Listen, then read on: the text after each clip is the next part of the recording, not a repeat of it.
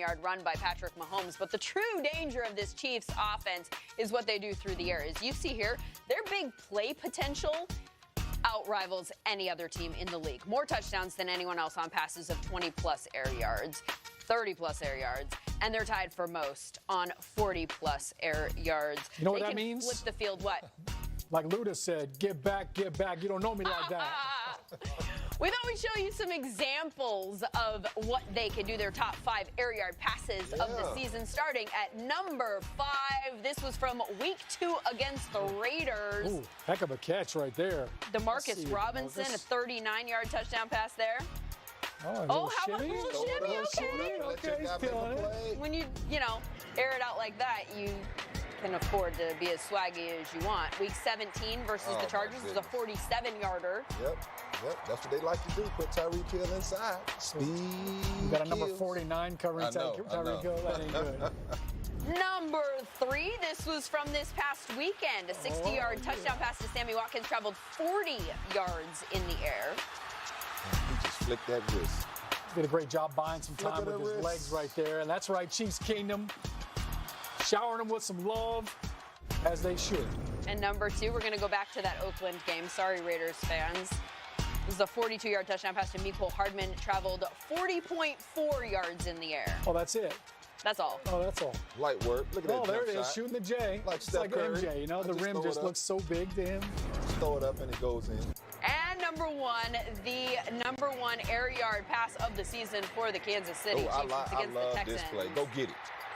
When a little fella can go up there and go get it like that, explosive right there. 44 air yards. It didn't even look like he tried to throw it that far. All the dude on the field goes up and gets it. They got a lot of speed, and Mahomes can sling it. But the thing is, the Niners are pretty good at not getting burned by plays like that. According to Next Gen Stats, powered by AWS, they've only allowed 2 completions of 30-plus air yards all year. And we just saw the second one on Sunday, that Davante Adams catch on Richard Sherman, the only pass of 40-plus air yards that the Niners have allowed all season long. So talk about a strength-on-strength matchup. Which one gives in the Super Bowl, D'Angelo? You know what? I'm going to have to say that this 49ers defense with that pass rush, I don't see Kansas City being able to exploit the secondary just because this pass rush, when you think about being able to just drop 7 guys in coverage and get home, look, Patrick Mahomes can absolutely evade the rush of 1 free guy. Maybe even 2, but this 49ers D, they come in waves where it's 2, 3 guys coming, and so I don't know how Patrick Mahomes can find his way out of that trouble, but if he can, if Andy Reid somehow is able to leave Kelsey in and chip on this guy and, you know, move some guys around and use some boots and some screens and things like that to kind of just change the launch angle of Patrick Mahomes, he can exploit this secondary. And I think the way he exploits this secondary is by simply not avoiding Richard Sherman. And I know I sound crazy. He's an all-pro. Sherm, don't tweet me and go crazy now. Get him, get out. But use the whole field. This is all I'm saying. Exactly. Use the whole field. Aaron Rodgers did not go at Richard Sherman but twice. One time, had a big play. The second time, it was an interception. And so this 49ers defense plays a little bit more prevent style of defense. So you can get some plays in on him. And Tyreek Hill is one of the best route runners. You're thinking about the way he gets in and out of his breaks. If Davante Adams can run by you and turn you around, Tyreek Hill and the quickness he possesses and Mecole Hardman and all these other guys, I mean, they absolutely have speed to burn. This is going to be such a great matchup. Lindsay, you showed those top 5 throws. Listen, the Kansas City Chiefs and Patrick Mahomes faced more man defense than any quarterback in the league. And the 49ers play more zone. Yeah. So it's going to be an interesting matchup because the zone defense of the 49ers, they're built to not give up that big play. And they could do that because they get home. And they don't allow you to buy time to get those receivers down the field. So I think for this Kansas City Chiefs offense, it's going to be, can they find a way to attack the middle of the field? When you look at Patrick Mahomes, his biggest throws, his most successful production has been in the middle of the field. It hasn't been on the outside. Look at this diagram right here. Look at all these throws. Look at the throws to the left, all right, 10 for 25, 14 for 37. That's like below league average or right at league average. The middle of the field is where he has excelled. That's when his most production has been. So this whole, like, we're going to attack Richard Sherman and the zone defense they play, Sherman is mostly on the outside. So I don't even expect them to really throw at him very often just because of where their production is mainly based. Interesting. point. It is. And like Sean pointed out, they love to put that speed on the inside. And by putting speed on the inside, it lets you know, hey, they're in man or zone. Because if I have Tyreek Hill right here at the number 3 position, and I see a linebacker out there who we saw in that highlight 49, that's a matchup I'm going to go at right there. Absolutely. So Sean's 100% right about that. You bring in the analytics with you today. What's I was told up, there'd be no math. Mahomes selected to his second Pro Bowl this year, unable to go. Coming up on NFL Total Access tomorrow, we're going to chase down Pro Bowl quarterbacks in Orlando that did go. Lamar Jackson, Deshaun Watson, Russell Wilson, and Drew Brees. They're in our sights Wednesday, 6 Eastern. But first, next on NFL Total Access today, why who wins Super Bowl 54 kind of depends on which tight end has the better game. We'll explain after this. Hi there. Oh, hey, how you doing, Abe? Come on. Whoa! Oh, I love football. Throws it late. It is caught in the. It's caught. Touchdown! There's nothing telling you I was going to do that. And the ball was in the air before I did it. That's what I wanted you to do. And I was like, it's National Tight End Day. It's a National Tight End Day. So many great storylines in this game, including the fact that it will feature 2 of the best tight ends in the game today, possibly of all time. As you see here, Travis Kelce and George Kittle rank 2nd and 3rd in receiving yards per game by a tight end, trailing only, historically, Rob Gronkowski and ahead of Kellen Winslow and Tony Gonzalez. They are both fantasy superstars. I know you know that. But the way they get their yards and touchdowns and even the way they approach the game, it's a little bit different. What do you think about Kelce's game? What do you like about it? What should we be looking for in the Super Bowl, Sean? Yeah, sure. What's not to love when it comes to Travis Kelce? I'm a movie guy, as everybody knows. There's a movie called The Perfect Weapon by Jeff Speakman. It's a great martial arts movie if you love it, but it's the art of Kenpo. That is Travis Kelce. He is the perfect weapon because just like the crane kick that Miyagi taught Danielson, if done properly, no one can defend. Let's take a look at Travis Kelce, all right? You want to play man against him, D? Yeah. Do you? Do you want to play man? All right, a lot of people have tried. Let's take a look at the Texans. Here they are playing man. We're going to double Tyreek Hill right here. All right, we're not going to let you beat us deep, which means we've got Lonnie Johnson one-on-one against Travis Kelce. Look at this separation right here, Lindsay. I mean, he's not even within 8 yards when he catches this football. So, okay, fine. The perfect weapon. We can't play man against him. Well, you know what we'll do? We're going to play man. We're going to double him, Lindsay. We're going to put 2 guys on Travis Kelce. Well, guess what? Right? Just like Jeff Speakman, he's smart too. Right? He sees the double team. Says, I'm not going to keep running the crossing route right in front of him so he can jump the route. I'm going to straighten up, and then I'm going to run behind him. He outruns the double coverage. All right, D? Okay, so that didn't Look work. at that. Just like Woody and White Man Can't Jump. I'm just going to leave it up there. It's so pretty. Hold it up. All So right, then fine. what do So you we try? can't handle man. We're going zone coverage, cover 3 right here. We're not going to let him beat us deep. Look at Travis right here in the middle of the field with the Mickey Mouse gloves. The big old white hands are up in the middle as he sits down, tells his quarterback, here I am. Man, zone, it doesn't matter. Travis Kelce, he's going to beat you. He's good. So is Kittle, He is though. really good. Kelce is really good, Sean, but what you aren't showing me is the physicality. Come on, man. When you think all about right. Kittle and what he brings He's to more the wide receiver than table, tight end. I'll give you that. Come on, man. Think about Kittle, man. Look, first I'm going to go back to Kelce.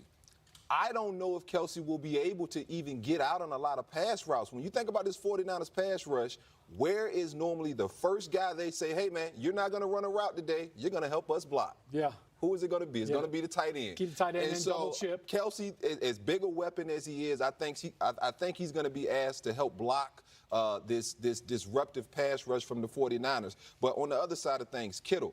Man, you know, when you think about him being able to run routes, he can run routes with the best of them. But what I really love, Kyle Shanahan made the statement, Kittle has never come to me and said, hey, coach, I want that play because I want the football.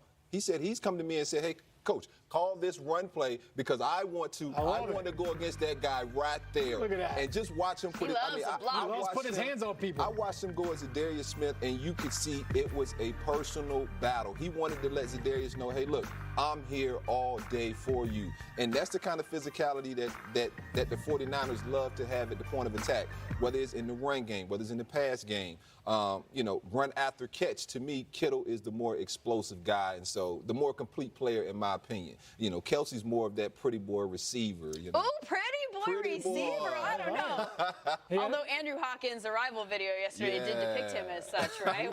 He had a lot of swag. They both have a lot of swag and so much personality. We could talk about them in the many layers for days. They also have 7 Pro Bowl nods between them. Neither of them obviously can go this year, so they were replaced by Jack Doyle and Austin Hooper. And they're not the only ones who got late nods. Some of the other players added to the roster this week, Devontae Adams and Za'Darius Smith. All right, Green Z, Bay. no more snub. DJ Chark from Jacksonville is going. Kirk Cousins from Minnesota. He's taking Aaron Rodgers' spot, the Packers quarterback having dropped out at the last minute. 2 other people that you will see at the game, Pete Carroll and John Harbaugh, who are the coaches for the 2020 Pro Bowl presented by Verizon, which you can catch on Sunday at 3 p.m. Eastern on ESPN and ABC. The traditional AFC-NFC format, though, it's going to be a little bit different this year. The NFL is toying with a couple of rule changes. One that will result in no kickoffs. Okay, stay with me here. I'm going to try and explain it. Instead, the team that scores will have 2 choices. They can either give the other team the ball at their 25, like a touchback, exactly, or they can keep the ball themselves and try to keep going, but it's super risky. They would get 1 play from their own 25. It's a 4th and 15. Right. If they convert, fresh set of downs, they're moving. If they don't, the other team takes over right there. They're almost in the red zone. That rule reeks of desperation right there. But the Alliance Football League actually started that, and that's kind of where they pilfered that from. What do you think? Do you think anyone would? I could see a team if they're like just super confident in their offense, like we've got the momentum, let's just go. 4th and 15. You got Mahomes. Yeah, if you got Mahomes, maybe. In the Pro Bowl, this would be fun. In a regular season game, I don't know if anybody would do that. Instead of an onside kick, too. Right. Yeah, right? Like maybe that's where maybe analytics comes in. Because now you say, what's the probability of getting an onside kick recovery versus converting a 4th and 15? I think a lot of it has to do with how's the game playing out right now. Are we doing a good job protecting? And because 4th and 15, listen, you've got to have enough time for your receivers to get that first down. So if you're playing a team like the 49ers who are getting after your quarterback, probably not going to do that. But if you've done a good job protecting, 4th and 15 sounds good. And if the game's almost over, and it doesn't matter if you turn the ball over on downs, you take the shot. Testing it out at the Pro Bowl. We'll see how it goes, and we'll hear what the coaches think about it right now. Omar Ruiz and Jane Slater with them today down in Orlando. I know this is your first time being a head coach at the Pro Bowl. The first thing that I thought of was, how does the always compete mentality fit in here at the Pro Bowl? Well, hey, we're playing to win. These guys are here to battle. They're going to battle in the skills competition. I hope we can win that, have some of our guys be on top, and then take it onto the game and have a good time. Really, it's about having fun and enjoying and celebrating. So we're going to make sure that we take care of business in that degree. And when you have the rule changes that are being proposed here for this game, the 4th and 15 attempt, the lack of false start by the receivers, what do you make about those experimental rules? Well, I don't know. We'll see. We'll see. I think it's fun to try to find a more competitive way to give the team that's behind, I think, a chance to go for it. Onside kicks aren't working out real well. It's pretty low rate. This situation is going to be interesting. We're going to see how it goes. I know if we get a chance, we're going to use it. But as far as the penalties and stuff like that, we'll see how that goes. League needs to continue to grow and challenge and expand our thoughts and what is possible. This is one way to do it. How excited are you and the staff to coach this one? We're really excited. I mean, it's a great event. It's great for the NFL to come out here today at Jones High School and see all the things that the NFL is doing for the community here, to meet the players, the coaches, the choir, the band, the community members. It's just a really fun event.